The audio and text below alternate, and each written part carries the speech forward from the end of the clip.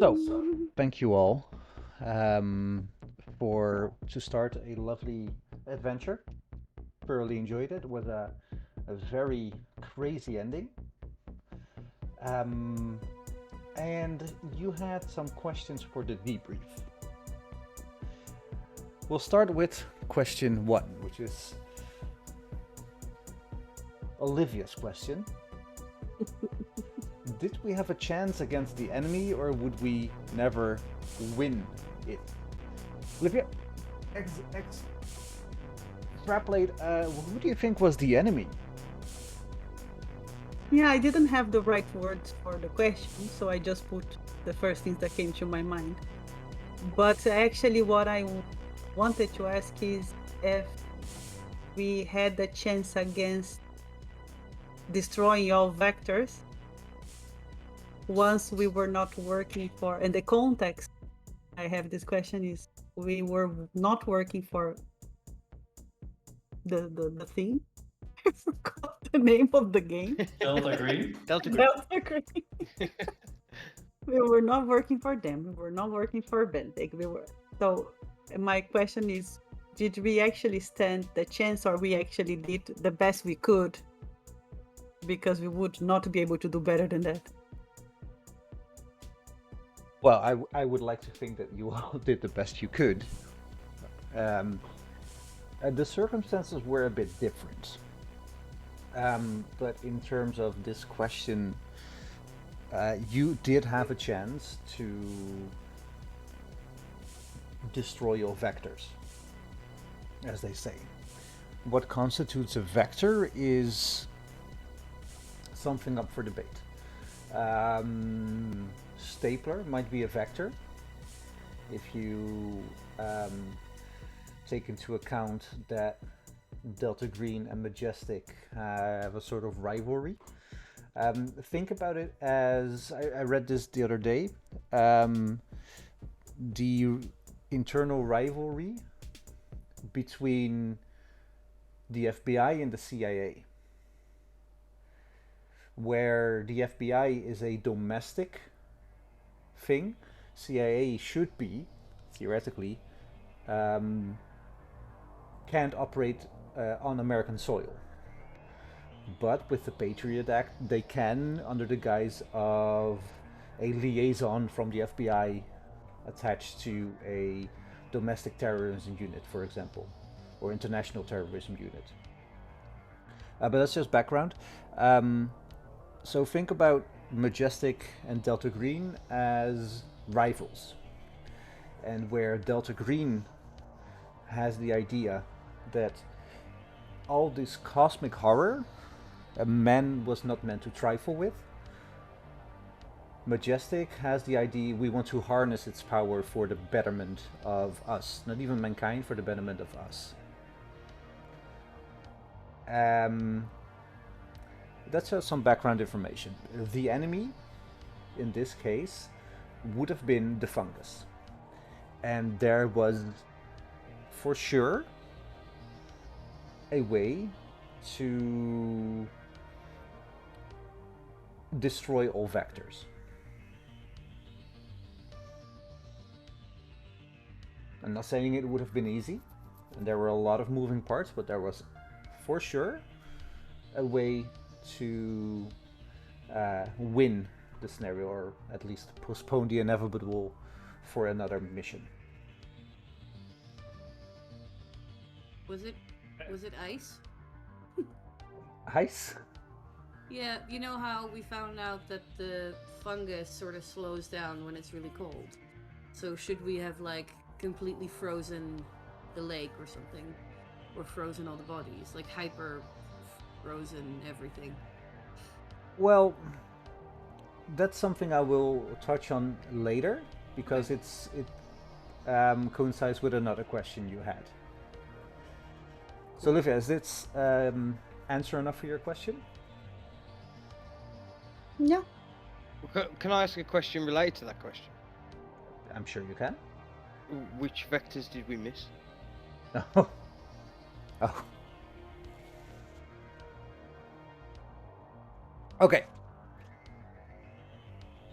That will all be revealed in later questions because there's a question that, Yeah.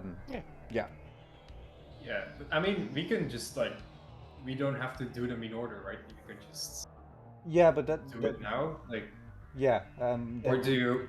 well, it will throw me off a bit, but let's Sure. just let's just I mean, do Let's just if you're carry more on, man. comfortable doing it in doing it in order, then we'll do it live.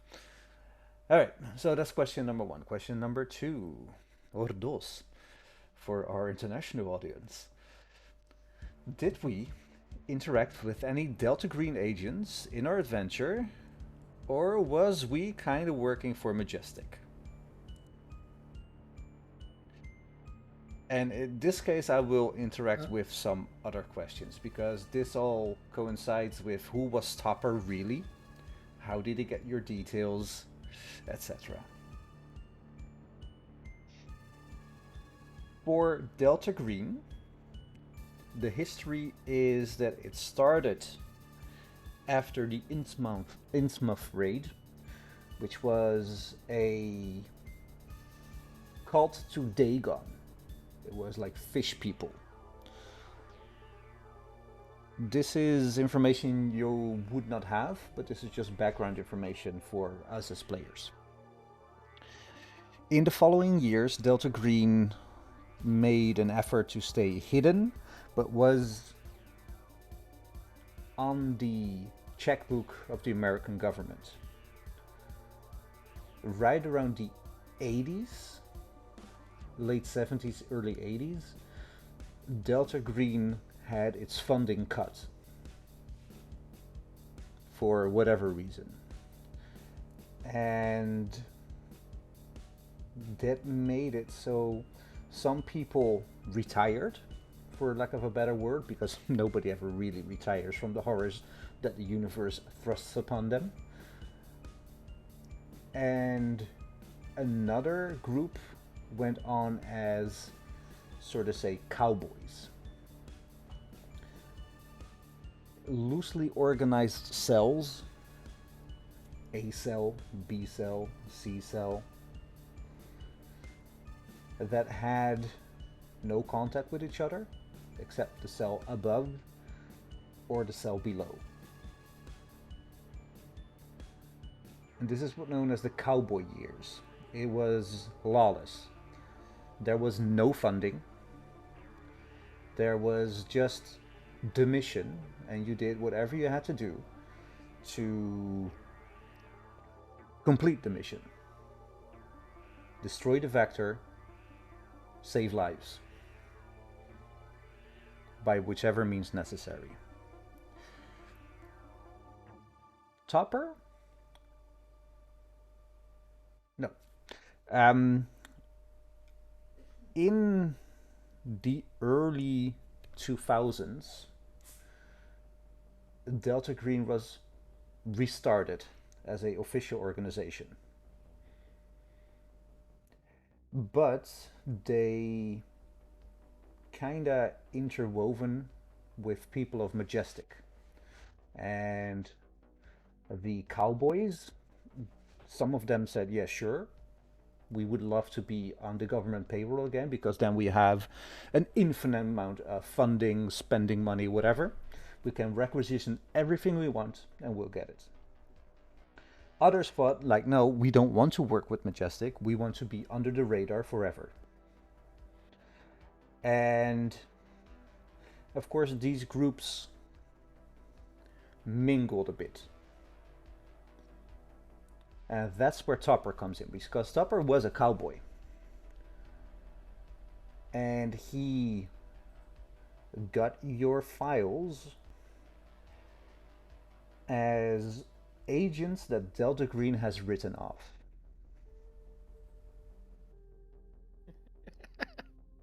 Ah. So he just went through this list, checked who is close, who is available. I'll give them the word and they will fix this for me. Because he couldn't do it alone. So, but if I can interrupt for a second, that also then explains why it was so hard for us to get anything from him. Like, yes, why we because he couldn't get a paid car, everything for out of his example. own pocket. Yeah, that explains so much. I know. And you were talking about we're gonna requisition this, we're gonna get a car, we're gonna get this. And I'm like, you do not have the funds for this. This guy has a limit on his spending. Yeah, but that was not clear, I think, or like not to me at least. Which I So mean, much it's on his credit obviously card. it's obviously like his goal, right? Like, because he doesn't want us to know that he's No. on No, the road. because So, the moment you all know you're not working in official capacity, you're gonna ask questions. Yeah. And oh yeah, well we did. yeah, and he dodged them to the best of his abilities. It definitely makes sense looking back at what we were asking of him and like the cars and him being extremely upset with his family car being contaminated. Yeah. and why he was always at home as well, and because I assume that Delta Green, the operation, has some kind of an office somewhere where they get together, and like Well, it was weird that he was always like No, you're saying that trying to Topper is answer the Delta phone. Green kind of thing, but he's one of the ones that's really under the fucking radar. Yeah, but I assume that he doesn't operate out of like an office with No. cell members. Well, he's just former Delta Green. There's actually like 3 factions then. So you've got Delta Green, the new one.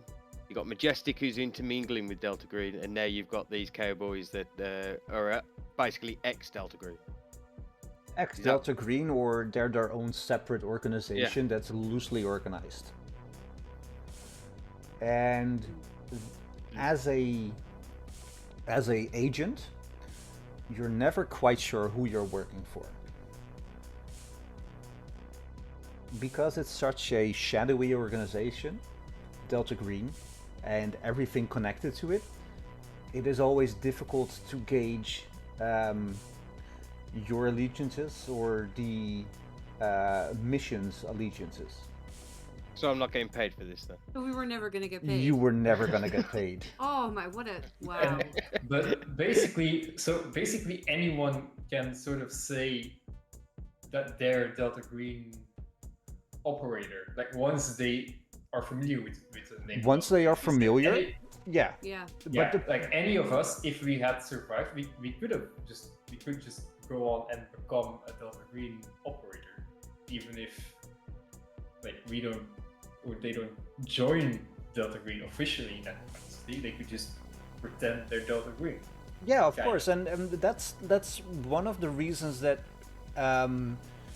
this man saw what was happening and acted, but he doesn't have a cell anymore. He has no way of contacting his old buddies because they're all in Dorchester House. What's Dorchester House? It's Is that just the coffee shop? like it's a sorry, it's a It's like when you say CIA Langley. It's like their home Ah. base. Kind of no, Dorchester House is a this is something from another campaign that I've been reading, so it just popped up. It is a asylum, mental asylum for agents that had their brain broken, basically. Oh. Where I would have probably ended up if I hadn't died. Yeah. Yes. No, Bradley Oh, and would have. we- Yeah. Bradley would Holy shit. have went there for real. That was a bad death, man. He got his. Well, he doled out his. But Bradley dying, if he didn't die, he would have multiple breaking points passed. His mind would have been broken.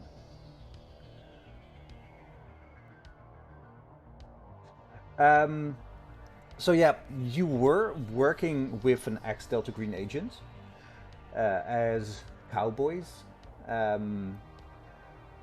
You weren't working for Majestic. That was the choice you had. You could align with Majestic, align with Stapler, and work from there. That's always been an option, and that was always up to you guys. Yeah, what I mean, I Yeah. guess that comes to what would have happened if I took the offer. If I took Stapler's offer, because we were chosen by Topper because we weren't fit to be agents anymore, and that must have been known to Stapler as well. Then, so for Stapler to see us, Yeah. and to see me would have been like, what the fuck is going on? Indeed, but for Stapler, you were a means to an end. Just as Judd was a means to an end. Yeah. Yeah. I guess. Because the message that Judd left on the answering machine would have said, need immediate extraction for one agent and one Bigfoot. Oh fuck. Yeah. And that is not the Delta Green way, extraction No. for a vector. No. Which is still something, a mission I would like to play with you, just for shits and giggles. That'd be cool. Yeah, so you were working for Majestic. You kind of was working for Delta Green, in a way. Does that answer your question, Luke? It does. All right. You've answered half of 3, to be fair. Yeah, well, the bunker is like all over the US and to a large extent the world. There are green boxes. And green boxes are just places that things have been stored for the last 50 years. And because Delta Green was and is a loose conglomeration of cells, nobody really knows what's in a green box most of the time. And probably some of them, or a lot of them, have been lost over time. Yeah, a lot of them. Because I guess like a limited amount of people knew about any given location, and then Yeah, they died like- mission or whatever. let's say C cell or D cell has a green box that they store stuff. Everybody from D cell has been annihilated by a cosmic horror. That box is gone. Nobody knows what's in it. Nobody even knows of its existence. So that gives me an idea of a like coming into Delta Green adventure, storage wars. we opened this green box and found some Gonna hold weird my hands fucking up shit. like that bloke. Money. A spare rocket, like 20 copies of a particular book. Yeah, Yeah, there's some strange stuff in there. yeah, but there was hella strange stuff in there, which I will get to in a bit. Well, Topper just knew about it as this is a green box. I don't know what's in it, but there might be something useful. The weird thing is, of course, the universe works in mysterious ways. And some agent had thought that this tape for the Kree people had some weird vibes, basically. So we put it there. Well, what was going on with the lights? Yeah. Yeah, what was going on with the fucking... Oh yeah, the floating with the lights. The floating electric... That's what I want to know. That was so weird. Like the magnetic lights.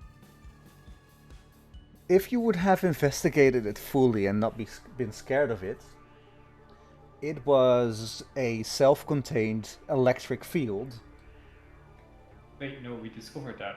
Yeah, but it wasn't harmful. It's just a self-contained electric field that charges things. It's just a giant wireless charging. Yeah, basically. That's why all the lights stayed on, why your phones started how- charging. How did the lights float? I think because they were floating, right? Yeah, they were Yeah, floating. like a magnetic field. They had their own Ah. little capacitor that made it so they would not fall down. Yeah, because when we took Huh. one outside, it fell down Yeah. and it shut off. Yep.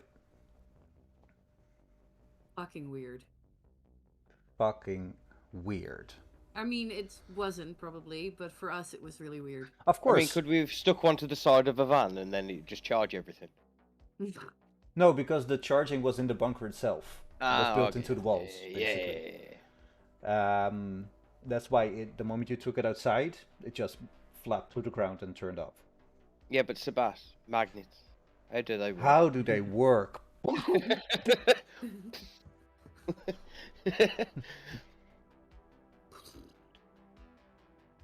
All right. We'll come back to the bunker, won't we? So, next question. Do you guys want to see what was in the bunker? Yeah, Yeah? Yes. absolutely. All right. You're muted.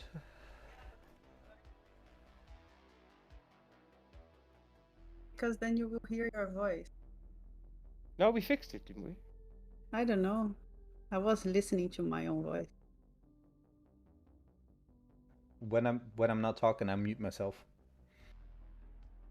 Okay. So, do you want to see what was in the bunker? Yeesh. Yes. All right. So, we go to the bunker. Picture in your mind the stairway going down, lights flickering, turning on. You see boxes. The things you could have found were a card box full of loose mouse traps. 1 in 4 was already armed. Just basic mouse traps. If a mouse got into the bunker and started eating at boxes.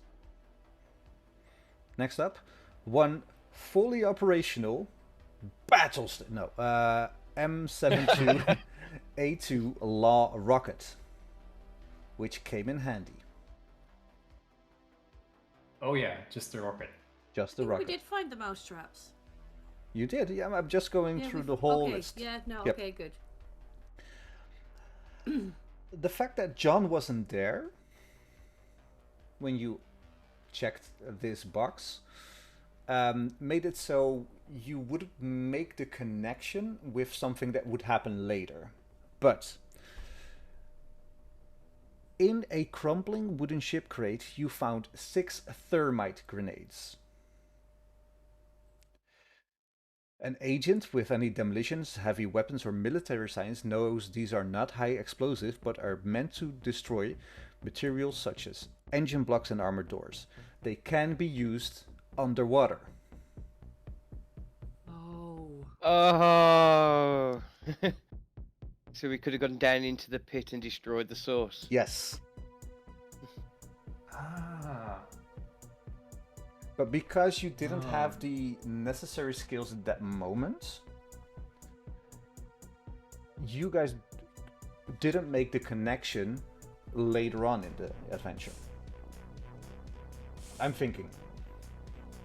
Yeah, if you just told me it was for armored doors and like for destroying materials, Yeah. then when we went down to the pit. But then we didn't really investigate the pit that much that we could find the actual thing because we didn't dive in the pit. No, and that was the whole thing that you found a picture of McCaslin in a diving suit next to this pit location. That was a hint that he went diving there. Oh, and I think we already thought that he went into the pit and then got sick.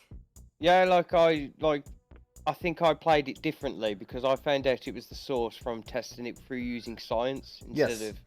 And indeed. if I would have been there with John, I'd have probably said, "Let's go diving," because that's. Yeah, and that's the beauty of a game where you have multiple disciplinaries, real life disciplinaries, because in a game like D&D, for starters, it's not a investigation game, so it's just combat, and your mindset is different at that moment. If you would have found a cave with a possible contamination source, you would have just fireballed it and be done with the ping. Boom. And that's the difference between, well, one of the differences at least between Delta Green and D&D. I know. Why I love it. Me too.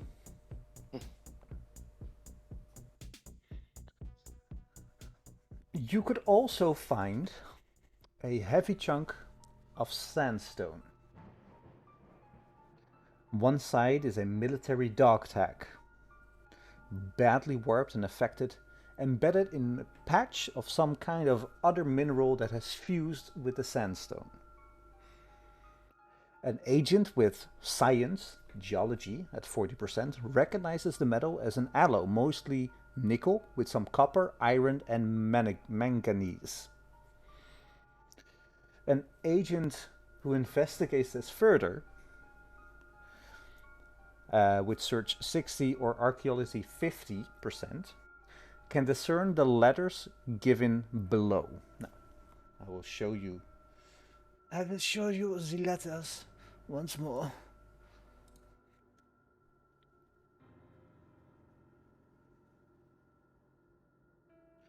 As you can see, it has Ij, Athan, Thew, 5-42, N-I.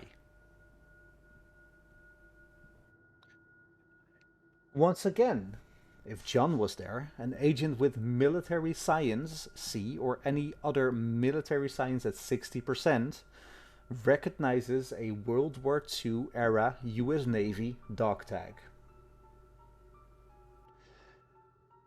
If you would have investigated further, an agent with archaeology or science recognizes this underlying non-sandstone mineral as fossilized flesh. Probably mammalian. Probably what? Probably Oh, mammalian. Yes, mammals. If the sample is analyzed, carbon dating places the fossil at between 3 and 5 million years old. How the fuck And is there a dog tag in it? It's How- fused with a. Sorry? Yeah, I don't know. I was just confused about how it's fused with a World War II era dog. What? Yes. I'm getting there right now. The dog tag is for a Navy draftee. The I in the bottom line is a Navy draftee. Research in ancestry and veterans databases can fill in the blanks. Jonathan Matthew Woodridge. So you were right on the Jonathan part. With serial number 332-15-42. Was one of several sailors who died in a boiler explosion during fitting out of the USS Eldridge on October 28, 1943. The Eldridge went on to serve as a destroyer escort from 1944 to 1946 when it was decommissioned. Or, if a widely discredited conspiracy theory is to be believed, it vanished during the infamous Philadelphia experiment of 28th of October 1943 and was replaced by another ship that was given its name as a cover-up. Research of the Philadelphia experiments leads agents down a rabbit hole of theories and hoaxes which are beyond the scope of this scenario, but it might plant seeds for follow-up scenarios if this is a larger campaign that we're working to.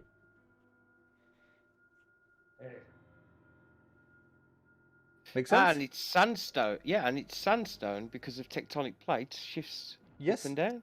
indeed. So millions of years ago, it would have basically teleported into a fucking middle of a mountain. Indeed. It's cool. Gotta do that. Can we have time travel? We can certainly try. That would be fucking Roll for great. time travel. You could also find a battery-operated Milwaukee sawzall and a selection of blades for cutting metal and masonry and for butchering large game, which you found. Yep. A set of 3 glass bottles with corrosive warning labels on them. They are identical in use to Molotov cocktails, but with a powerful acid subsidized for incendiary compound. This was just something that you could use as a weapon. You found the books. Well, you found the British Army enhanced combat body armor suits with the plates taken out. and the books put in. Yeah, how did those get there? That's something I would leave your imagination running. I think I've got a theory already. Tell me. Magic Tell thinking. me. Because Delta Green, yeah, this renegade, they've got no funding. They can't afford fucking plates for their armor. And why have they got ex-British armor? It's the shit they bought, just cheaply off a wagon. That's a solid assumption. Yeah. So when they've got it all on, Well, they can act all intensive, can't they? Imagine a load of people coming out with full body armor on. You don't know that it's fake. yeah, Yeah. but they couldn't get plates for their armor, but they could get termite grenades and an M-bar rocket. Probably So stolen. it's yeah, but I mean, yeah, sure. But if you steal like a fucking missile, I'm sure you can steal like, and if you're probably stealing like the body armor, probably But also steal the plates. Sure, but maybe they use I the don't plates know. for something else. Yeah, maybe. Why throw away a vest if the plates are gone? You could just stuff them with anything else. And lastly, the tape for the star people. And again, this was just something that a dude found and thought, this is weird. I'll look at it later, put it in the box, and never return to claim it.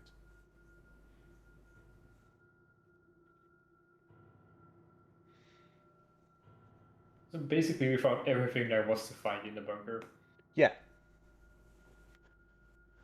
That's good.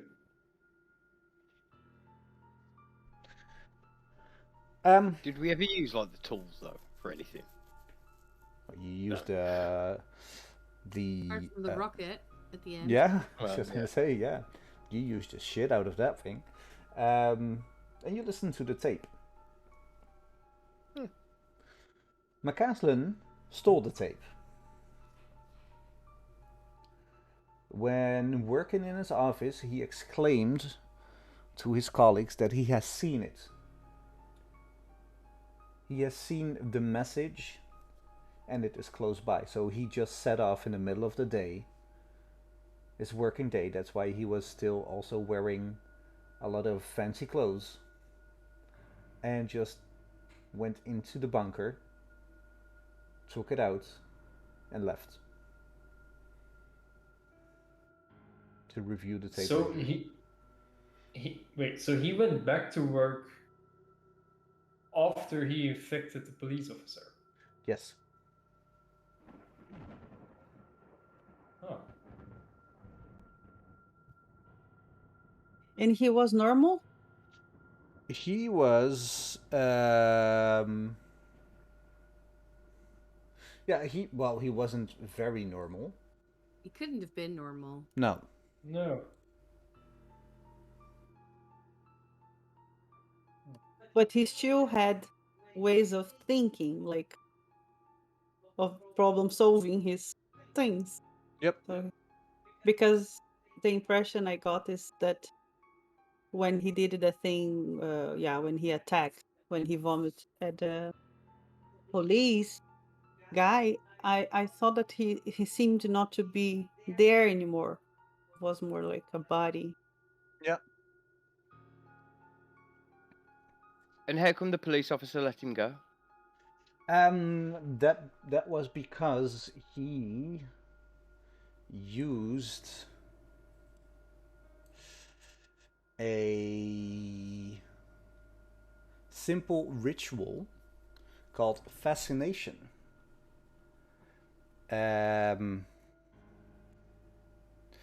And rituals is something we have not touched upon in Delta Green, in our playthroughs of Delta Green. But it's something that we will touch upon later. I'd love to do a ritual. Are you sure? Yes. All right.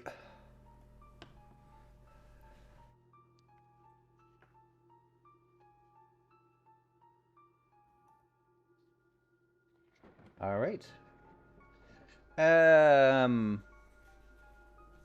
Was that question number 3 for you, Luke? Yes. All right. Question 4. What happened to Christina? What happened to Christina? What do you know of what happened to her? Well, the last time we saw her, she was in a hospital. She was. She was not in a hospital anymore because she was taken away by people in suits. And I think at the very, very, very last episode, last week, we saw Christina tied to a gurney. Yeah. But I want to know what happened. And I'm sure we could have prevented it, but yeah. Well, that's the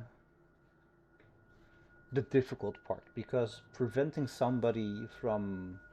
Well, Christina was under the influence of the fungus and turning into the same thing that McCaslin was turning into. A being trapped in our world with a mind that was open to the universe. The only way you could have stopped Christina, actually physically stopped Christina, was to kill her.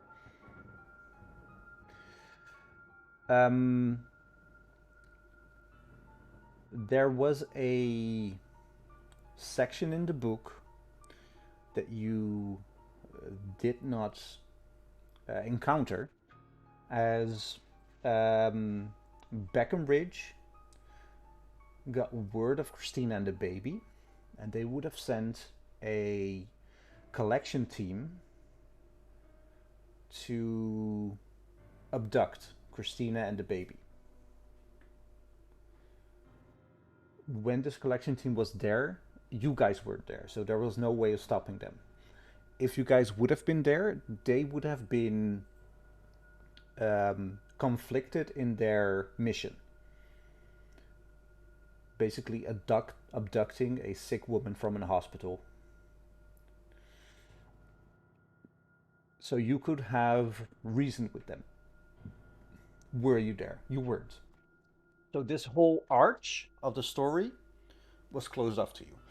But what happened was she was abducted by benthic operators, and for the rest of her life, however long it may be, she will be a subject of study.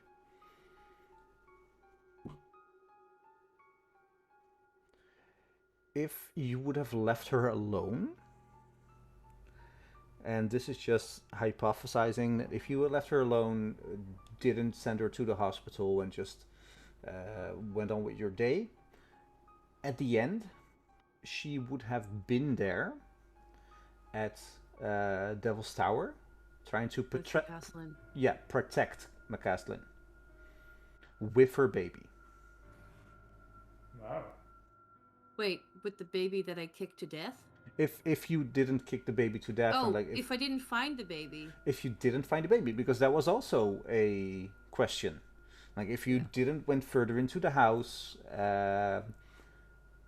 thought it would beyond weird and wanted to get the fuck out of there, didn't find the baby, she would have been there with the baby. Why Bradley saw the baby different than us? Aha, good question. Because Show the picture. Yes. Oh, now you can see both pictures. Yeah, show the picture, because I was the one who could see the fucking weirdo baby. I want to see the weirdo baby. Hello, yes, baby. It was awful. Hello, baby. Oh my god. Yes. And that... Do you understand now why I wanted to kick it to death? Yeah. Thanks. Yeah.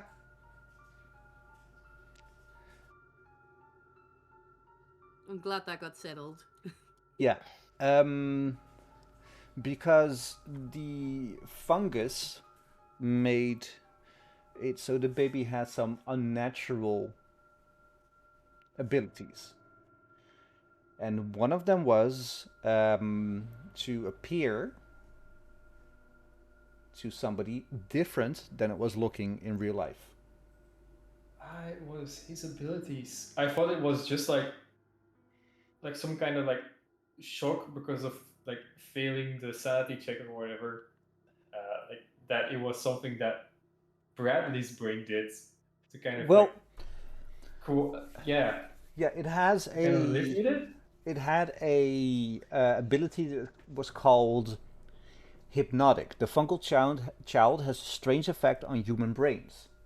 An agent who is within a few meters of the child without the protection of a hazmat suit and who loses 2 or more sen looking at it sees a normal, adorable, helpless baby.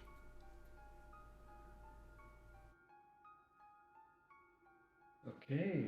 Because Olivia didn't Olivia also see them as a normal baby for a bit? No, I always saw, the moment I saw him, I already saw him because I didn't fail the role, something like No, you Why didn't. are you showing the pictures? I cannot see it. In Debrief. Okay. Thank you. The baby. That was what Luke saw? Luke, no, you didn't saw? Yeah. Yeah. Oh, so it makes sense you didn't want to kick that baby. Yes. Makes It's an sense you didn't innocent want to kill baby. the What are you Kick the doing? baby. It is such a cute baby. Such a cute baby. But it's not. It was that. Scary. Yeah, there was a scary fucking looking baby. Indeed. So that's what happened to Christina. Christina will be a subject of study for Majestic God. until she dies or is killed, basically. I'm sorry for Christina. Aren't we all? Well, question number 5. Was the water in Helena contaminated? Yeah. Because they were pumping from the source. Yes. This is something the book doesn't go into, but I made an executive decision that the treatment was enough to filter out the... Really? Yes. So in Wow, Helena okay, itself, Thank God. the water was not as contaminated. Oh. I feel a bit better now. I don't know if we have that question, but because we were already around the baby, who was consuming those batteries? What were they doing to the battery? Well, the batteries were being eaten by the people who were infected. They were really eating it like we thought. Yeah, because Like the baby. yeah, the fungi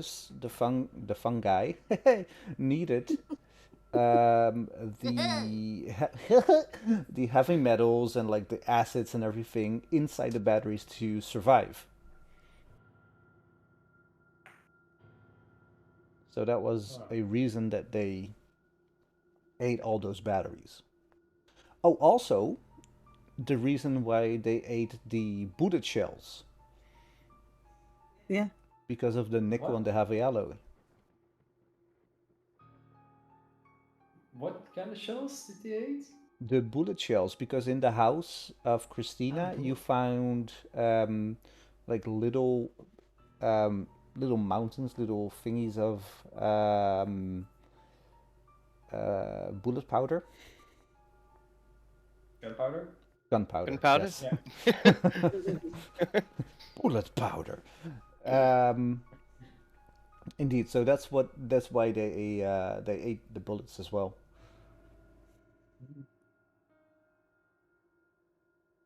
All right. Well, who was stopper really? Question number 6. I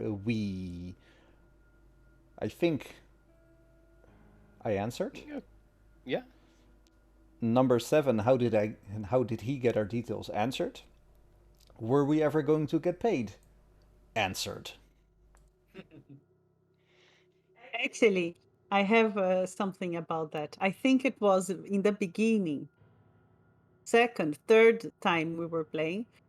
and I didn't know how the game worked. So I actually asked if we were going, who would pay our salary and how. And you actually told me I would not get paid.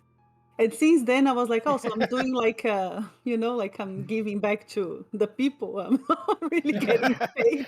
This That's mission why is noble. every time It's somebody all said, pro bono. who is going to pay for this? Olivia never said I will pay. She was always like, she was like, no, I'm not going to pay. I'm not going to get the money back. Well, in Delta Green, you have bonds, and we didn't really use bonds because you can use bonds for a lot of different things. You can also use bonds to offset sanity loss. So basically, you take 5 sanity loss and you push a certain amount of that to one of your bonds. So let's say I lose 5 and I say I want to push um, some of it off to my bonds. You roll your dice, it's willpower, and you can, like, say 1, 2, 3, or 4, or 5, you push off to a bond. After, Wow, that yeah, really sucks for the people that you're bonds with. indeed. But the point is, and this is paraphrasing because I saw a quote a few months back about the difference between Call of Cthulhu and Delta Green. Call of Cthulhu is the agents against the universe, against the monstrosities, and ultimately overcoming them. Delta Green is a game about the downfall of the agents and their surroundings, while they postpone the inevitable. Oh, that's depressing. It is depressing. It is depressing as fuck, Very but depressing. it makes the stakes high, and that's why we play. Anyway, Sorry, and it makes sense also that all this happens. Like the more we difficult your life gets, the more difficult is the relations around you. Makes sense. yeah, of course. And after every mission, if you do a continuing thing, you have a home section. And in the home section, you uh, have a small vignette, like a minute or 2 to 5 expose about how you come back into your normal life. And if you, by chance, have pushed off sanity loss to one of your bonds, I would ask you to explain how this manifests. But the reason I'm telling you this is because if you have large expenses, you have to roll for it to see if it damages your bonds.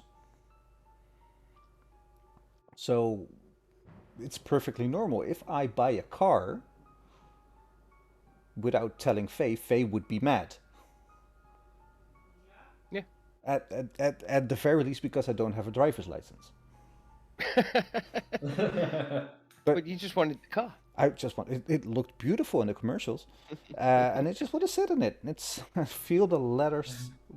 Yeah, but that's like if you have large expenses, you have to roll if it damages your bonds, and that's I would something. say if Olivia pushed it onto her wife, basically, she'd go into her home life, Yeah, basically arguing a lot more.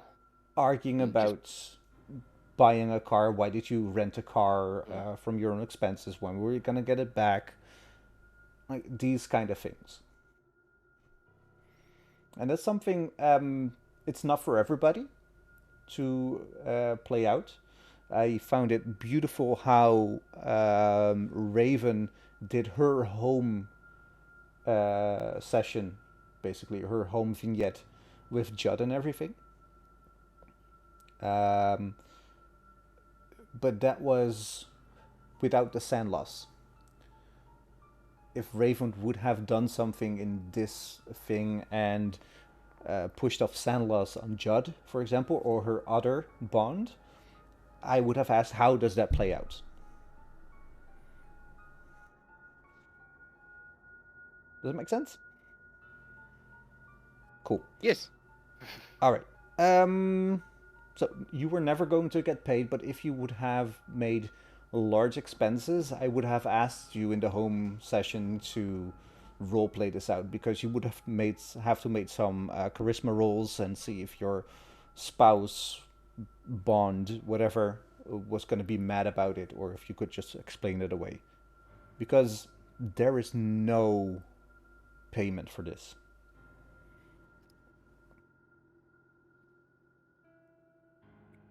The rules, man. Rules, baby. Question I love 7, Redux. Was there any other plan for Los Banditos, or they just there for flavor? They just there for flavor. The flavor flav. Well, I dropped some hints that the wife of the leader of the Los Banditos was working in the hospital. That would have been an in to delay the Benthic collection team, for example. You did have a lot of help from Los Banditos at the morgue. Oh yeah. If it wasn't for Yeah. them, things would have gone very differently. Oh, absolutely. And I think John would have been dead. Yeah, because I was staring down Stapler and Yeah. who was But the you was didn't the other know one who just a Stapler was majestic by agent? then. No, I just knew there was two agents from a rivalry, didn't I, or something like that? Yeah. Because they said they were EPA, didn't they? DEQ. But they were never. The woman was a person that is a high placed member of a certain organization. And this was important enough to warrant her expertise and her being there in person.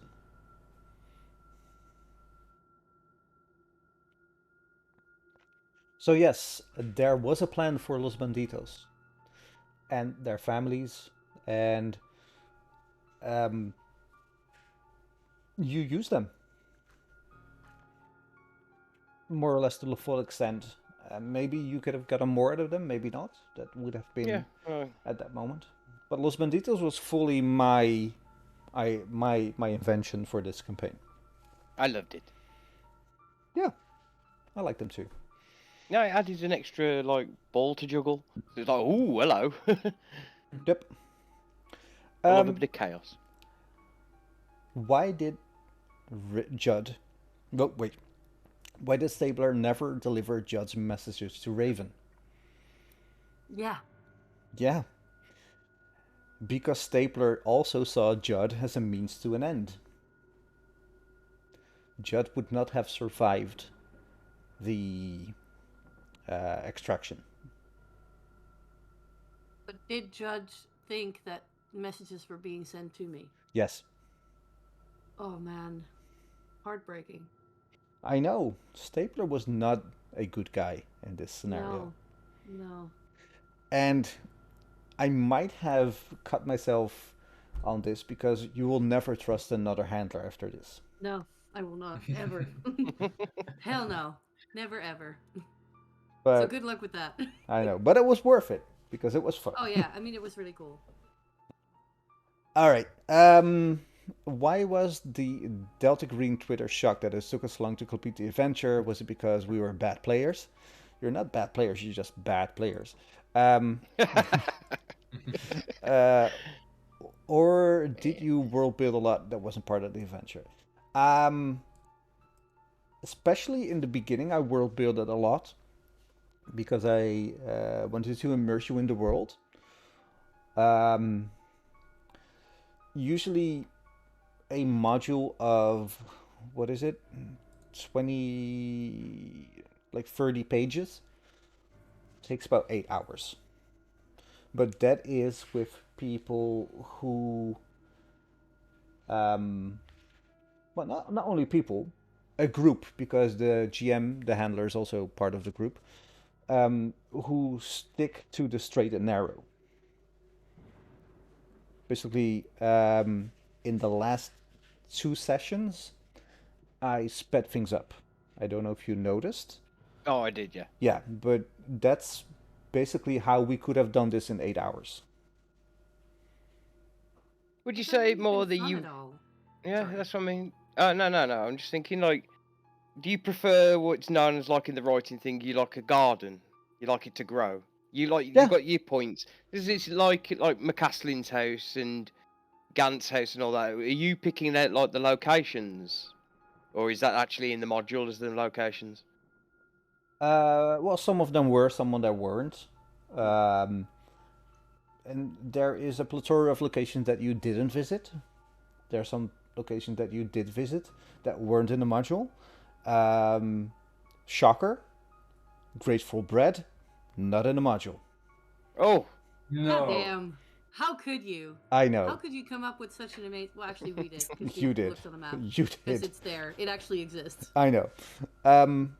But like, I just had you have the run of the mill at the beginning, and only in the last 2 sessions, I was like, yeah, we're gonna finish this. So I did it feel like railroading? That's my question to you. Did it feel like you were railroaded to the end? no. No, but I mean, like No, in 'cause- the last 2 sessions, I think we ourselves are also really targeted on Yeah. getting the Gucci man, and we just had to chase him. And yeah, I don't think that felt like being railroaded. it felt more pressure. That's what I liked. Yeah. Like it was the right moment to do it. Just like no fucking about now. We're doing this. It's like okay, Yeah. shit.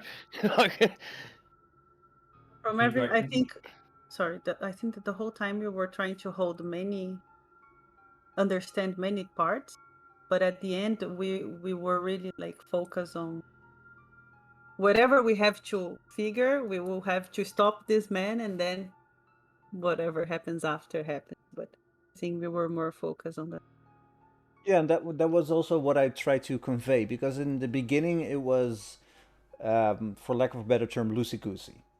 You had a lot of information. You had to sift through everything, uh, check out what's valuable, what's not. Where do we get information? Who do we trust? Don't we trust? What information is pertinent? What is just like background noise?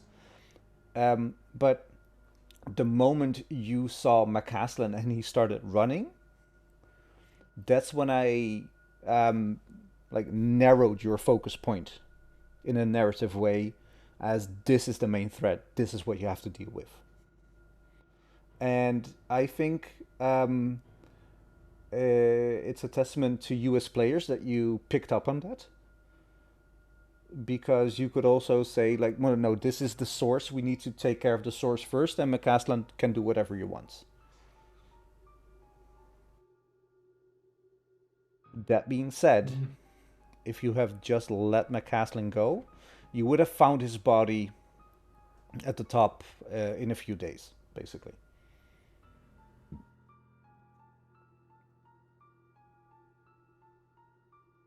Was the course of action that you took the right one? We'll never know. But you killed Stapler, which is a win in my book, because Oh, yeah. fuck that guy.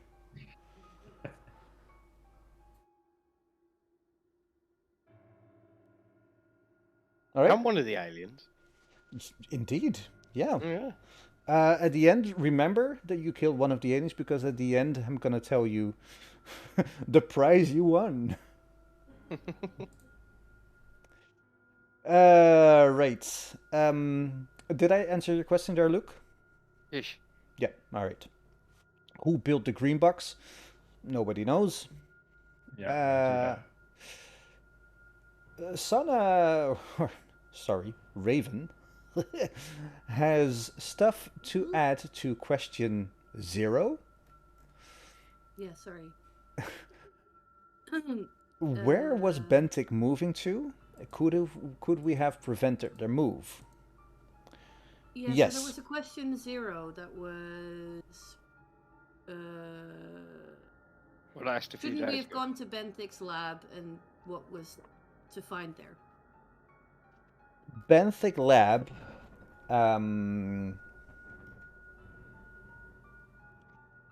Well, there was a few things that you could found there. And I had some, as they say, narrative jumbling here because the folder do not open would have been in Benthic Lab, but I just made a narrative decision that she was working remotely from home, and this is where you could have found this folder in Dr. Gant's house. That's one thing you could have found there. You could have found lab records.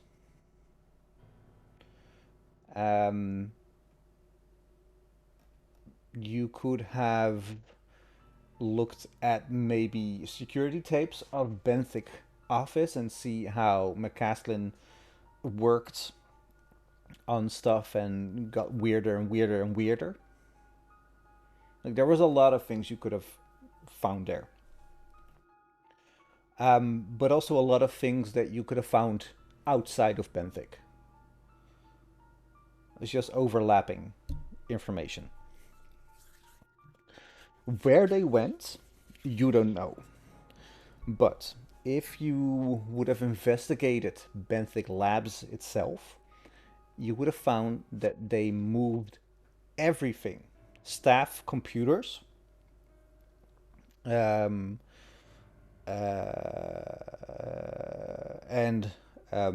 documents at one day, but the specimen would have gone another day because it needed time to prepare to be moved. If you found that out, you could have intercepted the van with the specimen. Yeah, I think we did find out that they were going to move in 2 days. Things over Yeah. in 2 days. But Indeed. what they were going to move, we didn't know. Yeah.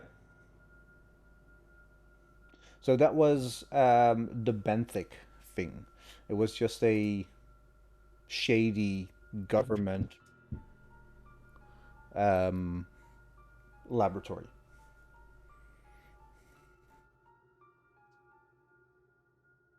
Yep. Yep. What happened to the baby? Well, Yeah, that was more like a question of like why was she feeding it batteries? But I guess it was itself eating batteries because it was already infected. have you seen the baby? Yeah. All right. He looks I have lovely. now. I have now. Does that answer your question?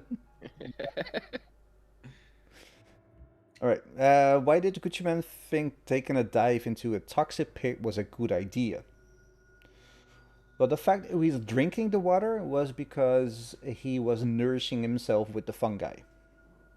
No. I mean, before, like, what made him go there originally? Like, what got him into that pool that made him get infected?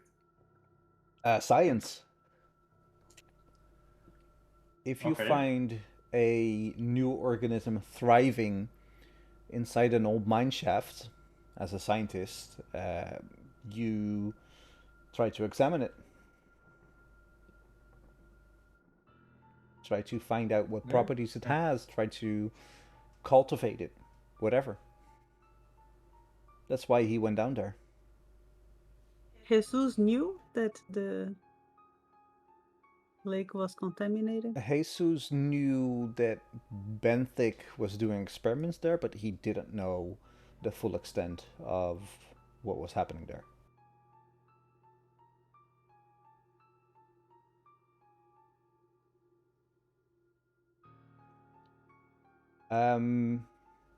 Question 12. Did GM infect anybody else on his way to Devil's Tower? Yes. I rolled for everybody he interacted with, and one person got infected. Oof. The one in the car? Yes, the one in the car. They had a lot of time. Well, the one in the first car. He took at least 4 cars to get there.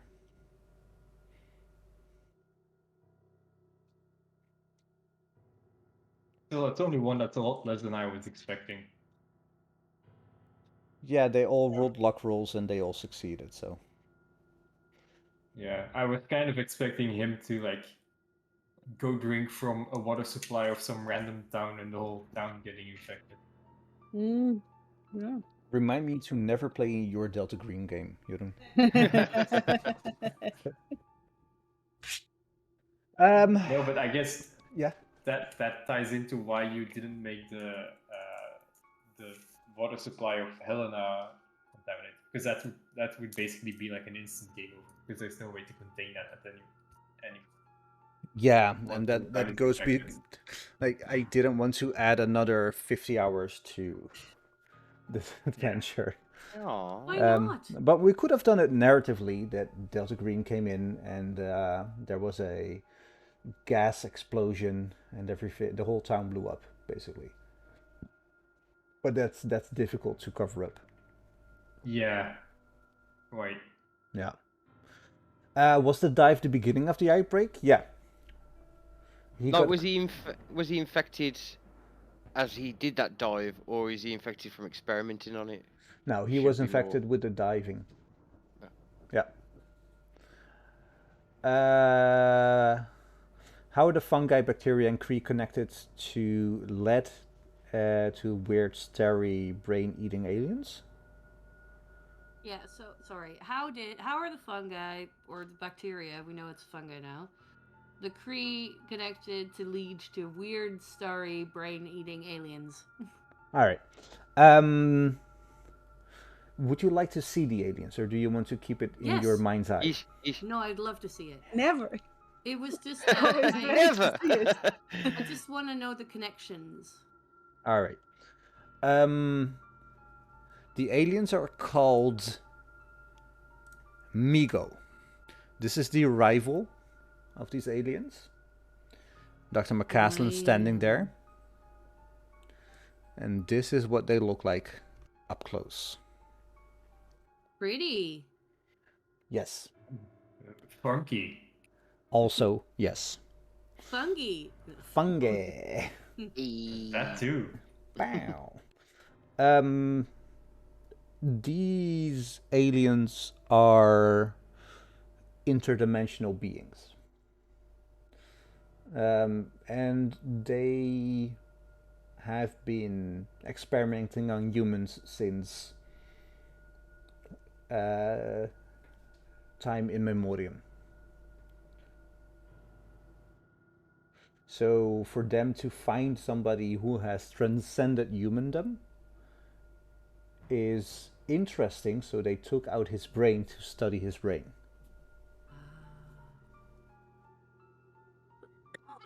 And McCaslin was absolutely fine with that.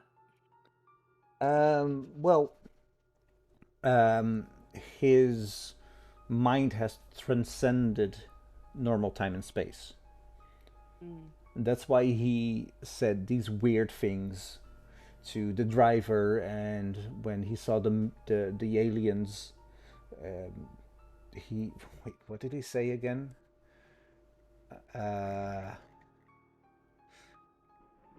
Like, oh, Jesus Christ! What did I have him say?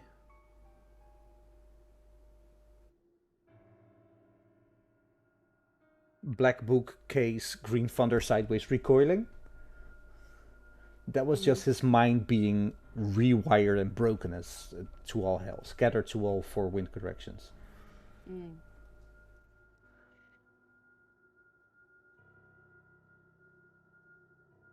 All right.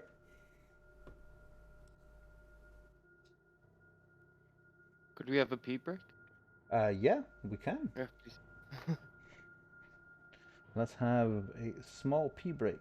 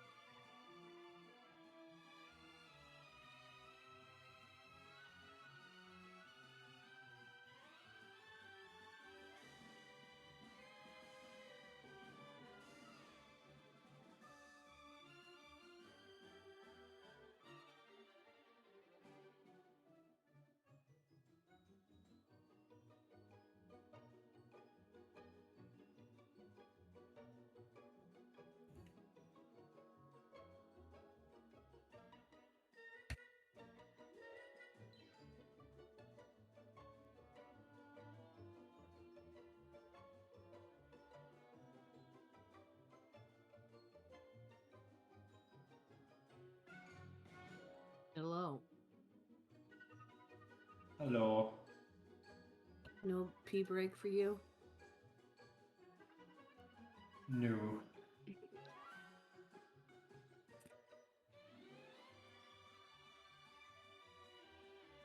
No, I've not been hydrating enough today. Get some agua. Yeah. Later, after this. Yeah.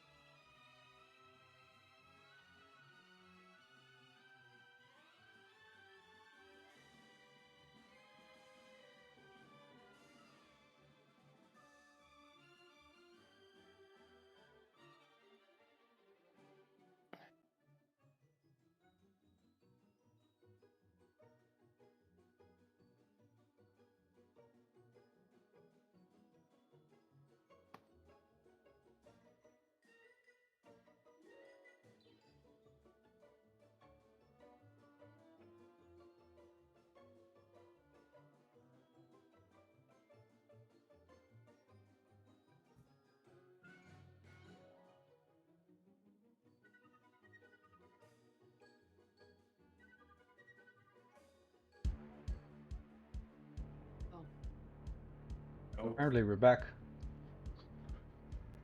welcome back. Hello. The Cree people always had a connection with otherworldly beings. They saw them as gods, basically. Which, for all intents and purposes, they might be.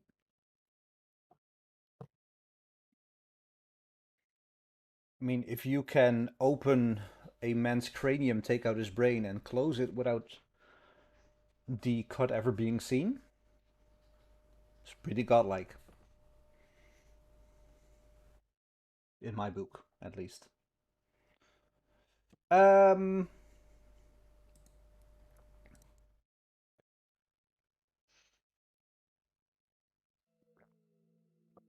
Question number 14.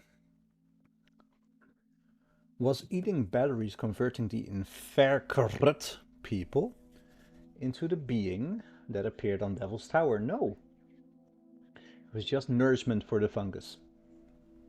You don't have to call me out on my fat fingers, man. He says, eating. Yeah. No. Yeah, it was just nourishment. It wasn't. Yeah, from what you can tell, the beginning of the adventure, the first victim had heavy metal poisoning. Batteries, bullet casings, everything. It's all heavy metals.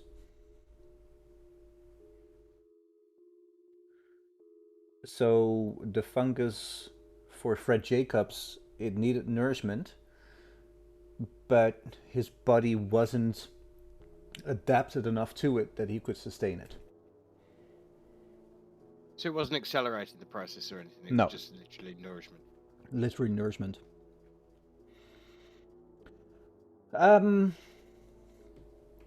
Was there any point that we missed a massive clue or a hook that could have helped us? Well, Benthic. Getting into Benthic would have helped. The fact that Topper wasn't Delta Green, official Delta Green at least. But there were no major hooks or clues that you have missed that would have made the ending. Well, I wouldn't say it would have made the ending different, because the thermite explosive devices could have stopped the source. But no, there's nothing that comes to mind that I think that, yeah, you really fucked up there. Nothing, basically. Where's John's body? Buried somewhere in the forest. Who are the agents that shot him with a Majestic? Yep. They were all part of the same thing. And honestly, if John wouldn't have shot them, like, they were under orders not to fire unless fired upon. Fuck. Yep. Ah, it was epic.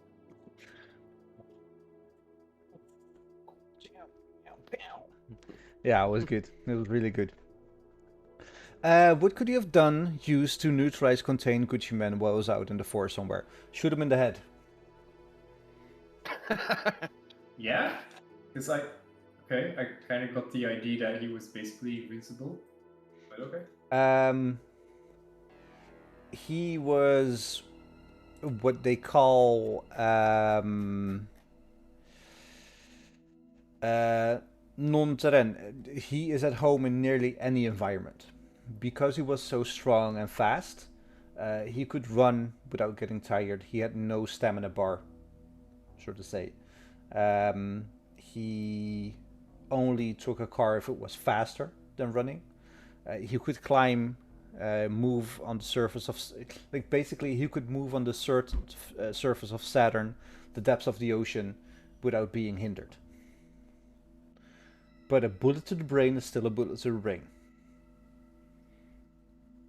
Yeah, I think it's because, like, way at the beginning we put the other guy in the incinerator and he stayed alive for however long.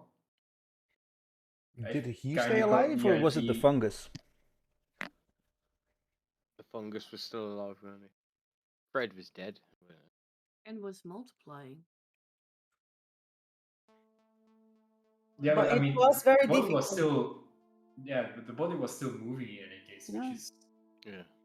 the same. What is alive?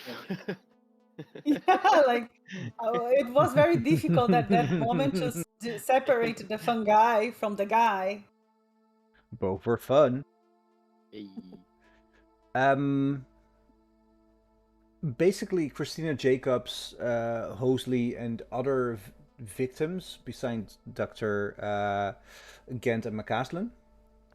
Oh yeah, by the way, Dr. Gent, basically McCaslin, after a while.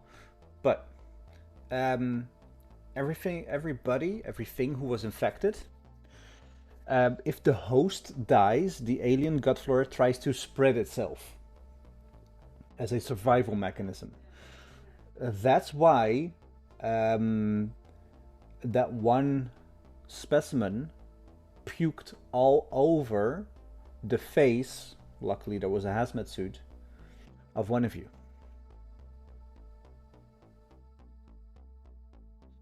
Was it a coincidence that he had the picture of the Devil's Tower in his house? That Yeah. he's being there? Yeah, and it's also very close to Helena, Montana. It's a famous landmark in that area, basically in the world, but especially if you're at that area. He was divorced. He could only see his son that many times a week or that many times a month. So a memory of them hiking together, precious. That's why I had a picture of it.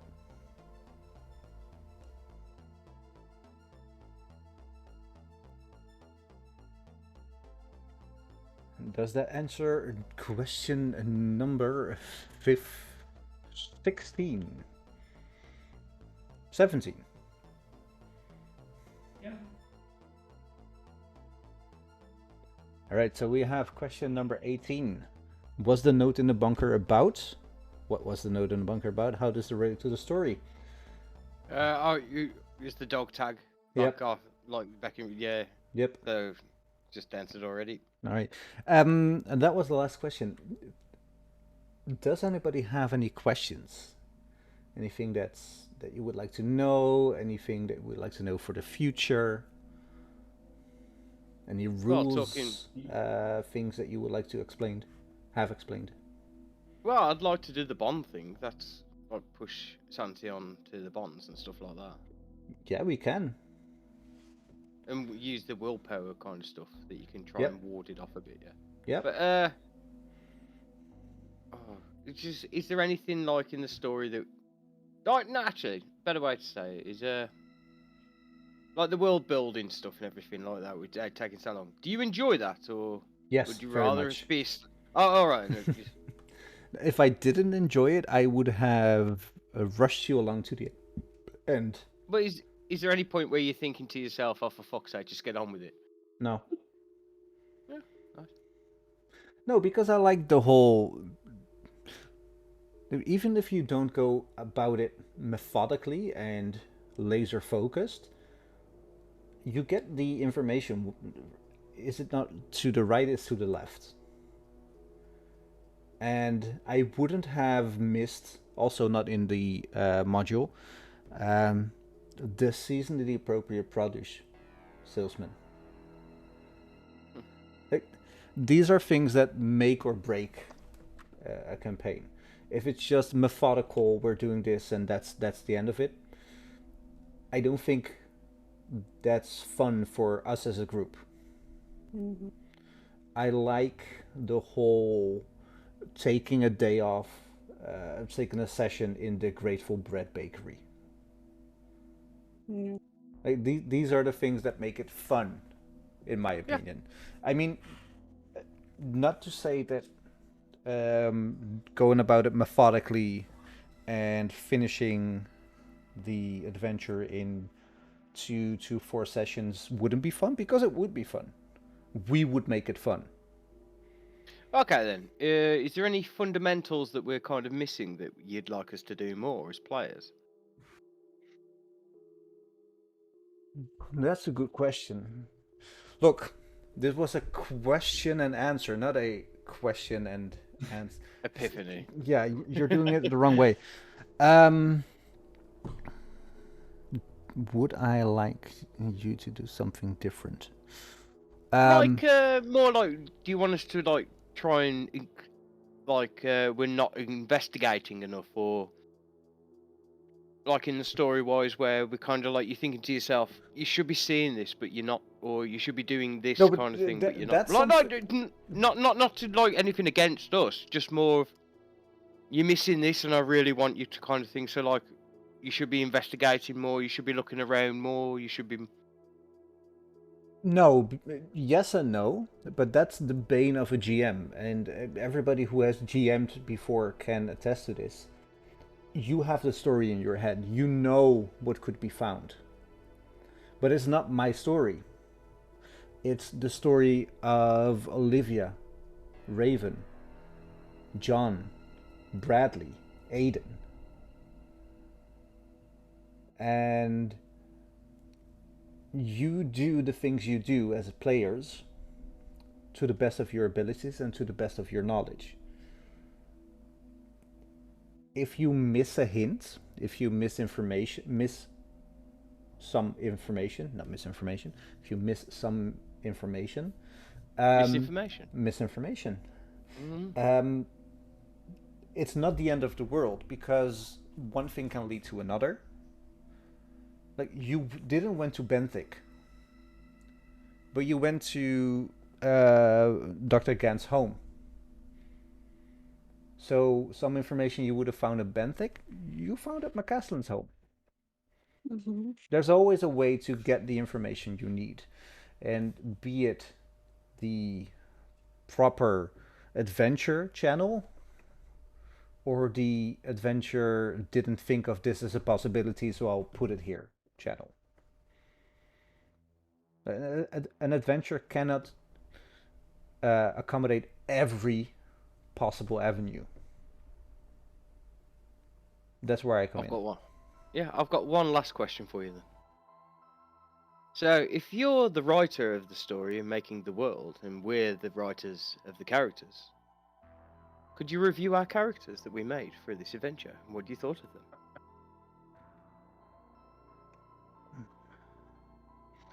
All right. Let's get them on the big screen. We'll start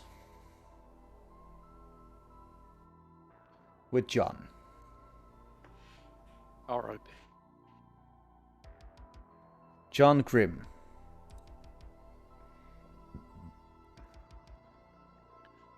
John can eat rotten meat. That's basically what it's. I'll. What? Yeah, don't ask. One of his distinguishing features. Okay.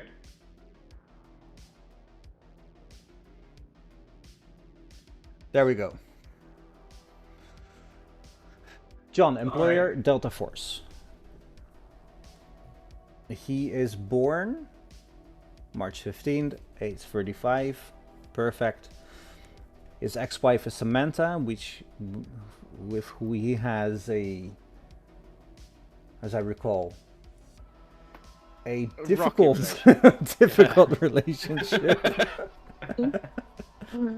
Oh, that was some peak roleplay.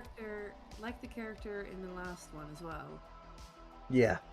That was the one where you had like the fight that made me really uncomfortable. Oh yeah. Oh, that was amazing. What do you have with like bad relationships, Luke? Is it like?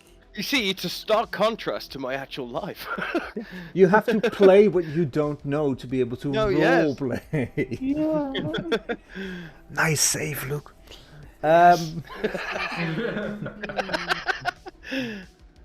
Yeah. From what I can tell here, looks good. Your maybe some physical description on your character sheet, but that's I'm just a man. just a man looking Just for a man. Just a man. looking for something. No, Just a man. I have no things that I would like to change on your character sheet. Why Well, are they all so Not high? my character sheet. I mean, like the role playing. Come on, man! I want you to get brutal here, man. Come on. The Wait, role Luke, play. why- Character Well, sheets and role playing. John, Luke, why are your What? stats so high? Because I'm fucking awesome. John, Oh, They are Luke. really high. That's yes, great. Luke, Yes. maybe not try to die is a viable survival strategy. Yeah. He's Delta Force, man. I thought he could take him. If he was Delta Force, he would see a superior force when he saw it. He would recognize it when he saw it. Yeah, but the USMC, the core, tells me to always push forward. Okay, Okay. Yeah. Luke, you do you. Oh, that's... Now, I think think as a group, think about the avenues of research you have. I remember that Raven posted a message on a message board. Yeesh. I had Raven roll a d4, and if memory serves, she rolled a 4 or a 3, a high number. That meant, in this case, that it would have taken 3 or 4 days for a reply to come that she could use. But you never check back in. I tried to, but when I did, there wasn't anything, and then I kind of forgot about it. Yeah, but because that was the next day. Yeah. Yeah. How many days did it span though? Because it only was a couple of days. I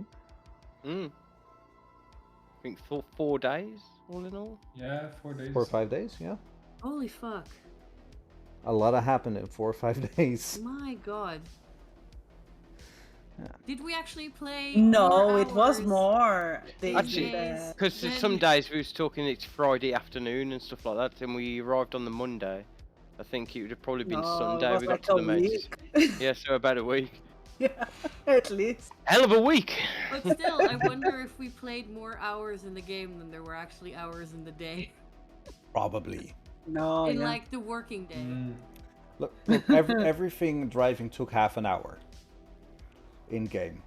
In Yeah, real that's life, so not much everything fun. takes a half hour. But maybe, like, if I'm just focusing on the investigation part, there are more avenues of investigation available to you, especially in the modern era. Like, if we would play in the 1980s or 1990s, 1995, for example, you don't have the plethora of knowledge and accessibility to knowledge that you have now. Now, if you use your phone and you type in a certain name or word or whatever, you get your Google results. If you don't thrust the man, you get your DuckDuckGo results. There are a few avenues that you can explore. I think Luke is frozen. Yeah. Yeah. Yeah, he is. Yeah. Yep, But he is.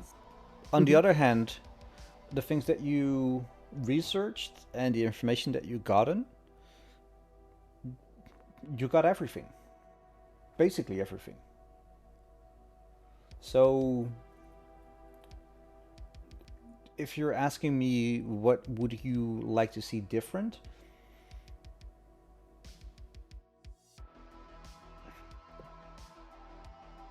I think, and that's on me because I didn't incorporate it more, maybe explore the home situation a bit more. But that's What do you also mean with the home situation? I did it once or twice. Like Olivia's wife calls her, like, "Where are you?" Like, and that's more me diving into your backstory, basically. Okay, that makes So sense. that's not something that you should do. That's something that I, as a player, as a handler, in this case, should bring up more. Does that make sense? No, no. Yeah, I it was does. thinking now that if you're watching a series, sometimes that can happen. Like you will have many episodes of the adventure of the story of anything, and then in one episode it will kind of step back a bit. And maybe explain something that happened in the past, or look at my my tablet is reacting to my voice. Yeah, I think it's nice, like not all the time, but it would be nice every now and then, or one time in the whole adventure, depending on how long the adventure is, to have an episode where we are just reflecting and growing the characters, something like that. Yeah, and that's also what I meant with Delta Green is the story of the agents and their bonds deteriorating while they tried to postpone the inevitable. Yeah. Delta Green is a bleak fucking game. If you get right down to it. It's interesting for me as a player to explore that idea as well, you know, Yeah, and I think because yeah. yeah, as the first time I was playing, I was very focused on understanding how the game works, and not so much in the character, because sometimes it didn't make sense for me, for example, that Olivia would be so absent as a parent or as a wife. But I was also thinking, no, but I need to focus on the story because I need to learn how how this goes. But I think it's nice to also play a character where you also bring these others. Like Sana did. That's why I actually think that Raven had the main position of the story, of like the main character of our story, because she was able to bring a lot of background story, and throughout all the episodes, or many episodes, this would consistently be there, and I think that was really nice. Yeah, and that also gave me fuel and handholds to progress her Judd storyline. Because I from the get go, I didn't know she called Judd every evening Yeah. to see if his phone still rang. Um, and what you say, Olivia, about calling home, that's also as you say, as Olivia, as you were role playing Olivia, but only thinking about it, that you think like I'm not.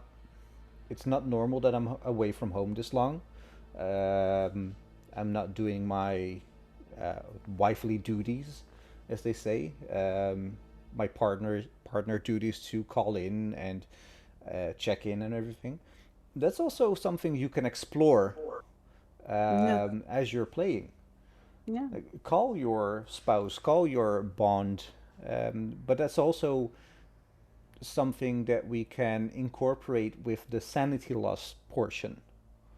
So if you um, say like I want to push off a portion of my sanity loss to my bond, next time you call them in the evening, maybe play this out a bit. Yeah.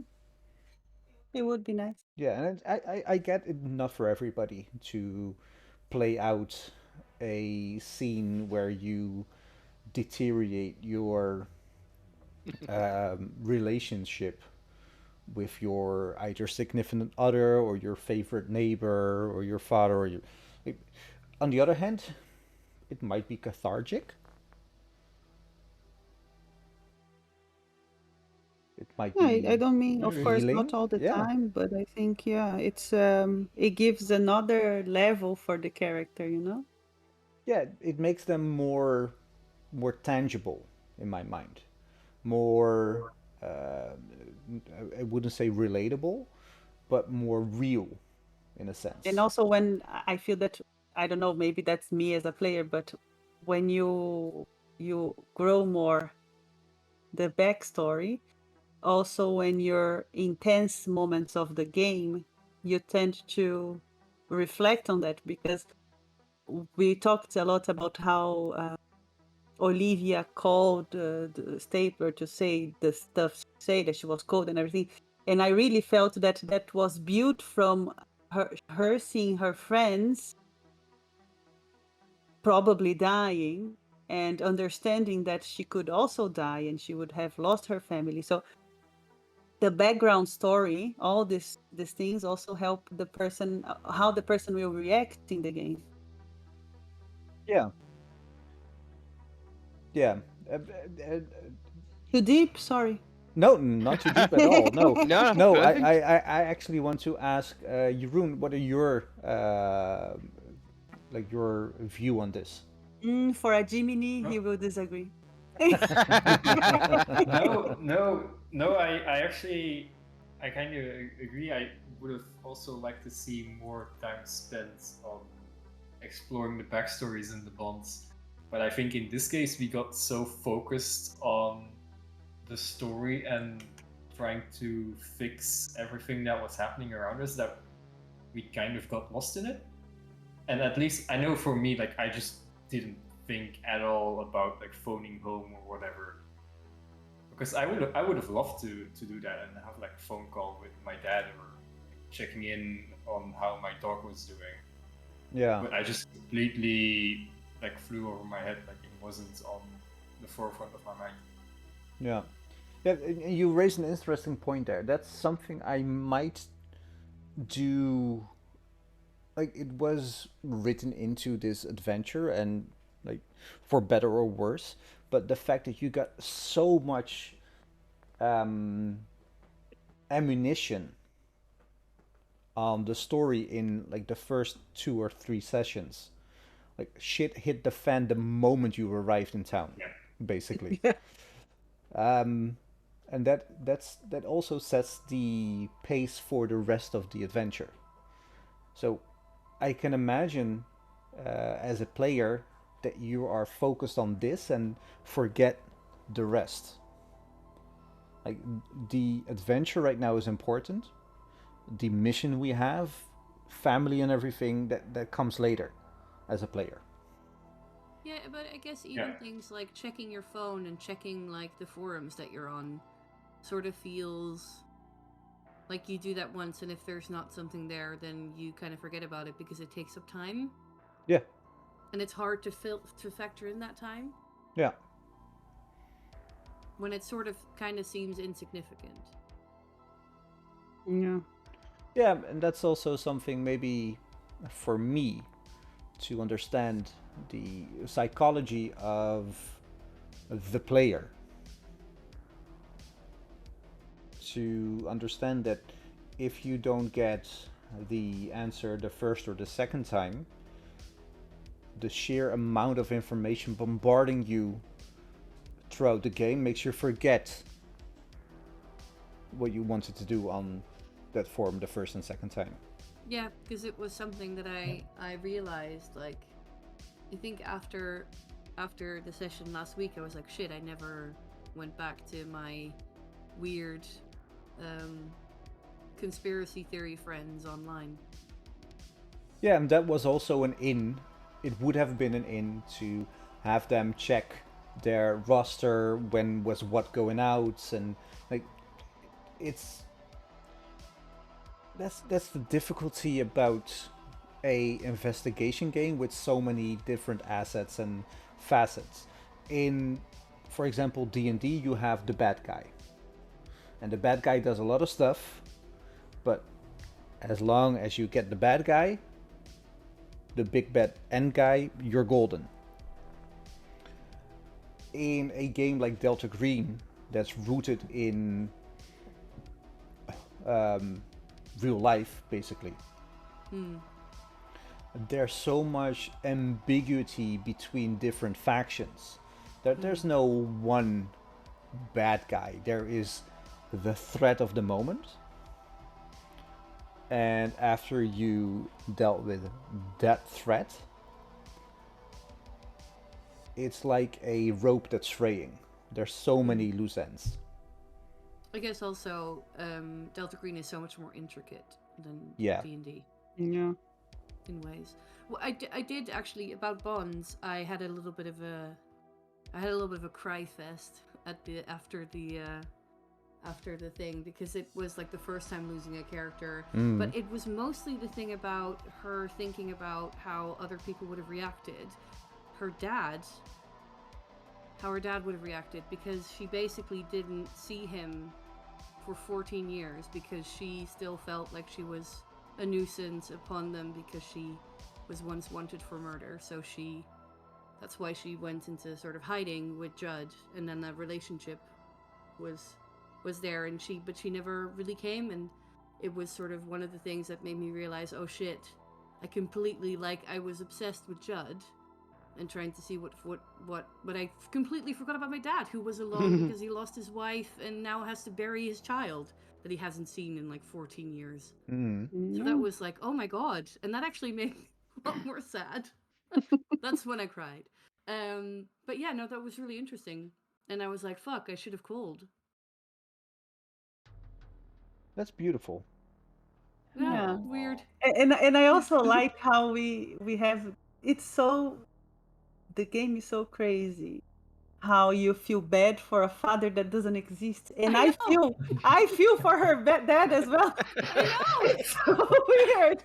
I was This like, game oh is my very god. weird. Because I was thinking about it. Oh man, she's gonna. So, because I had like, it was also. So, Raven was born out of a pre gen character that did like one session, then a second adventure, and then I was like, I want to keep her with this, and then Sabal said, well, there's gonna be 14 years in between, so you have to fill that.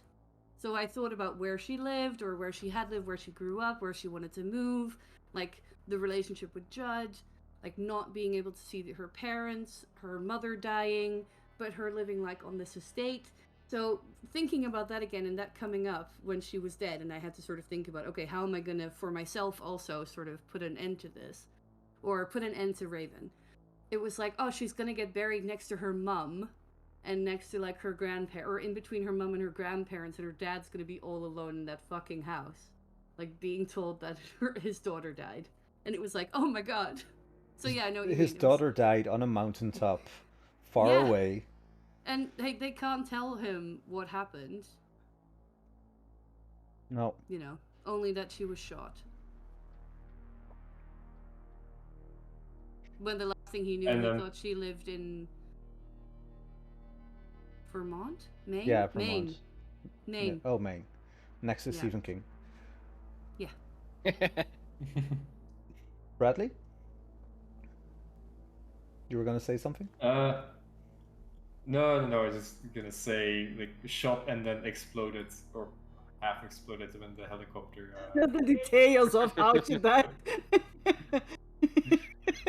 I'm sorry I killed you, Bradley. I really am. I feel bad. No. I mean, you didn't kill me. Like, I would have died anyway.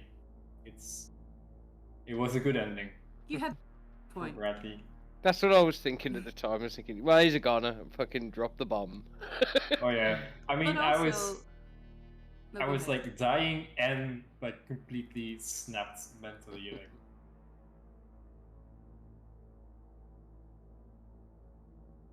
Very nice. Ripperoni. So, for those that survived, aftermath.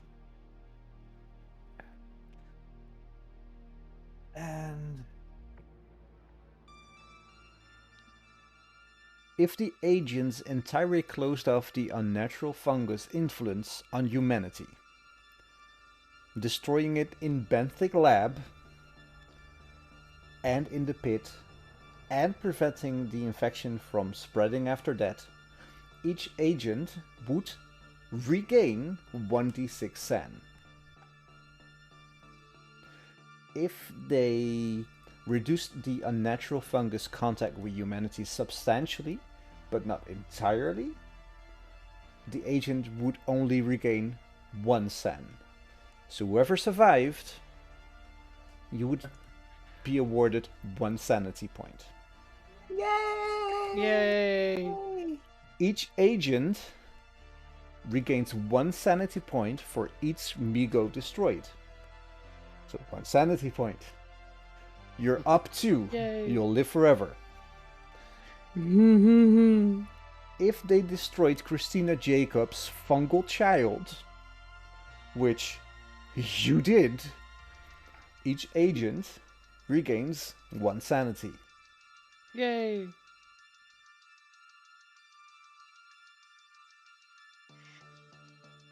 Legal and official blowback.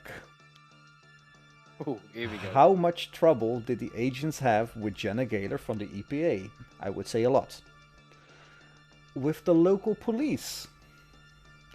How many bodies did they leave on the ground?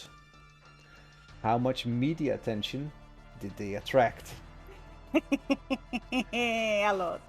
If the agents did a thorough job of obscuring and explaining away their actions and keeping the unnatural truth away from the public, you would have gained 1d4 SAN. So there is, as some of you asked in the beginning of the campaign, a way to regain sanity. In the home vignette, and I would advise you to all read up on the rules on home, there is a portion that you can regain sanity, either by talking to a psychiatrist, indulging in hobbies, keeping on the case, there's a lot of things you can do in the home scene.